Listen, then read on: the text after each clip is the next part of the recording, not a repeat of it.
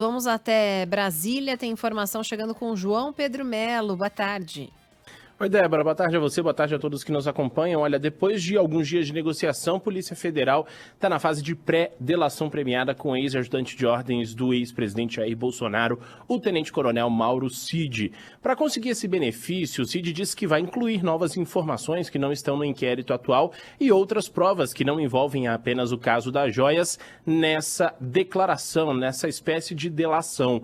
Tudo está sendo encaminhado agora para o Ministério Público, que vai escrever os termos desse acordo de delação premiada e logo depois, se aprovada, essa documentação será enviada ao Supremo Tribunal Federal exatamente para a validação desse acordo. A gente conversou com o advogado especialista em direito eleitoral Alberto Rolo e ele destaca o seguinte, que a lei exige alguns requisitos para que só então seja homologada a delação pelo Poder Judiciário. Qual que é o ponto central?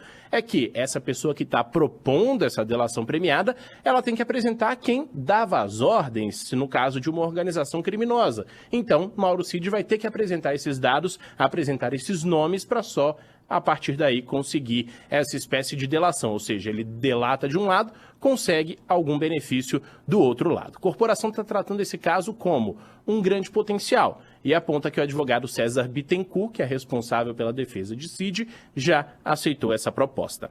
O repórter da TV Band, o Caian Messina, confirmou a informação de que Osmar Crivellati também pode negociar um acordo de delação premiada. Ele que era ajudante de ordens de Jair Bolsonaro e trabalhava ali diretamente ligado com Mauro Cid. No caso do tenente-coronel, a delação pode envolver também o caso dos bens dele nos Estados Unidos, além da participação de uma suposta fraude ou numa suposta fraude dos cartões de vacina de Bolsonaro e de Laura Bolsonaro, filha dele. Bom, além do envolvimento nas tratativas sobre possível invasão daquele sistema do Conselho Nacional de Justiça pelo hacker Walter Delgatti Neto, que muita gente disse que Cid estava ali e sabia de todas as tratativas que foram feitas, ele e Bolsonaro, a gente sabe, já estão sendo investigados por conta do caso das joias, né, que foram dadas ao ex-presidente, depois foram vendidas nos Estados Unidos e recompradas. Então, esse é um processo que também deve entrar nesse caso.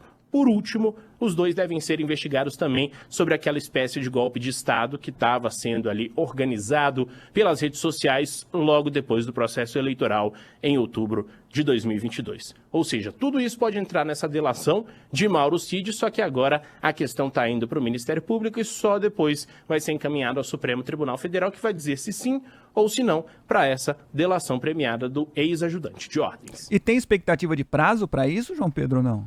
Olha, até o momento não tem expectativa de prazo, viu, Fábio? Mas a tendência é de que seja rápido. Até porque o ministro Alexandre de Moraes provavelmente é quem vai analisar esse caso. A gente já teve aí diversas vezes Mauro Cid prestando depoimentos na Polícia Federal. E em todas as vezes que prestou depoimento ficou mais de 8 horas na Polícia Federal. Então isso leva a crer que a gente já tem uma negociação para essa colaboração e que o Supremo já estaria praticamente a par do que está acontecendo. Então não deve demorar para autorizar, já que está entendendo já toda a situação, o que vem se desenrolando desse processo de Mauro Cid.